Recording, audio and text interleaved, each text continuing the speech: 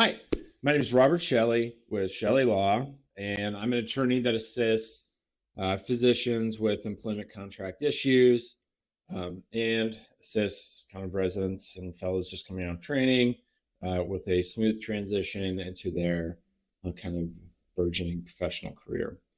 Today, I'm going to talk about when is the ideal time for a resident to start looking for a new position when they're done with training. So it depends for a number of reasons. Obviously, you absolutely want to start looking before you're done with training. Most of the time, I would find people will start to think about, all right, where do I want to go? Where are some opportunities in the areas that I'm interested in moving to? And then usually towards right before the last year of training, and then they start to get fairly serious, I would say, in maybe like July, August, September of their last year of training. And that way they have, close to 10 months, something like that, to find the job, negotiate the contract, sign the agreement, prepare to move, all that kind of stuff. Now, and this is specific. I had a contract review with a physician this week. He grew up in a small community. He knew he wanted to move back to that community. He actually had an agreement in place with the hospital for his last year of medical school, where they would pay out a training stipend through his last year of medical school, internship, all of residency. And then in return for that, he agreed to move back to the community, start providing care for the hospital, and then that amount that they paid would be then forgiven over the next 5 years. And so he was required to stay there for 5 years, but it gave him an opportunity to have a little extra money during training, which is always nice since most residents don't get paid very much. And it kind of secured his spot with the hospital that he was interested in moving back to, so he could be near family. This is a rare scenario, but if you're in a situation that's similar to that and I absolutely know I want to go to a community and maybe have a relationship with some providers in that, it's not a terrible idea to reach out to the hospital and say, I'm from this town, or maybe I have family here. I absolutely want to come here. I want to work for you. Is there anything we can do to kind of secure the relationship prior to me getting out of training?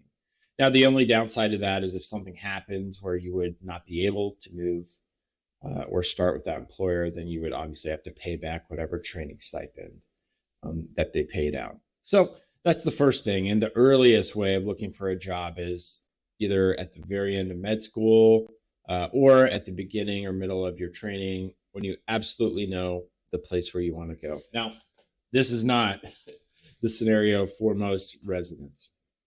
Most residents honestly have no idea where they want to go.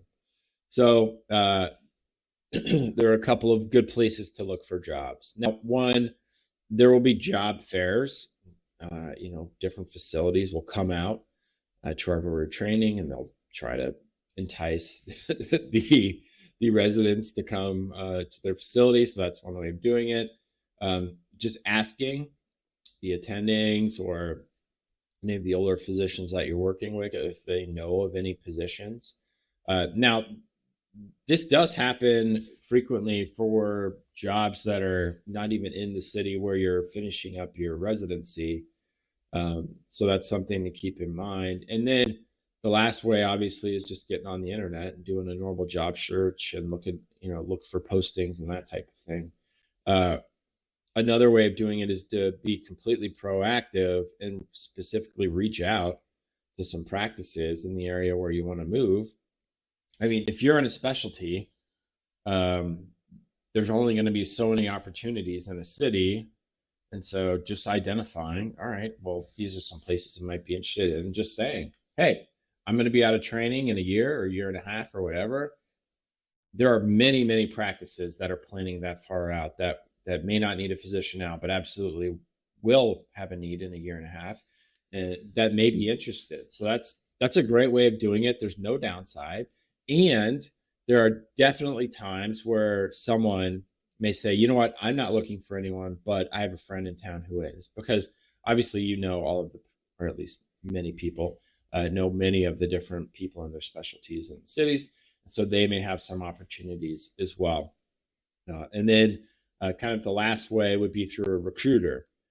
There are physician recruiters all over the country, and they essentially source, you know, people coming out of training and placing them in organizations that are looking for a new physician in your specialty.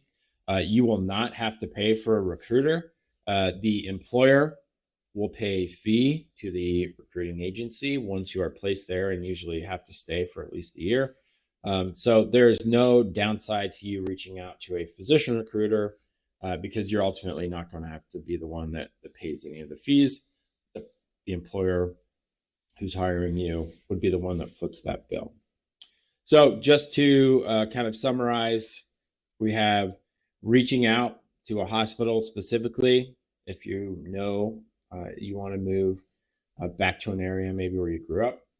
2, asking colleagues, attendings, any of the older physicians where you're training. 3, specifically reaching out to different practices in your specialty in the city where you want to move. 4, get on the internet, just look for open jobs. And then 5 would be working with a physician recruiter. There are a ton of different ways to find jobs. I'm always surprised when I have a physician say, oh, well, this is the first thing I found on the internet, and so this is what I want to go with. There are some extraordinary differences in compensation, signing bonuses, productivity incentives, malpractice, non-competes, and just going for the first job that you find doesn't make a ton of sense to me. I'm positive you can find probably better potential employment packages if you just spend a little time reaching out to different areas. Now, it's difficult for some that don't really have any specific geographic location in mind. I mean, that certainly opens up the opportunities for you, but it can be also kind of an overload with, well, how the hell am I going to pare this down when I have, 100 potential opportunities?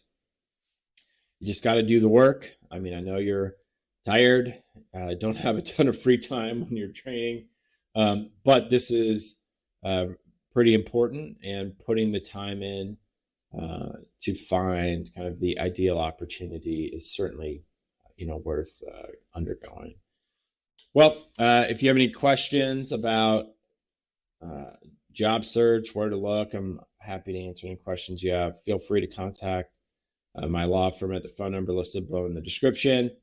There's a ton of videos on this channel about issues with physician residents and those transitioning into their professional career moving forward. So I'd suggest you look at some other videos, and I'm sure there's some that may interest you. All right. Well, I appreciate you watching the video, and take care.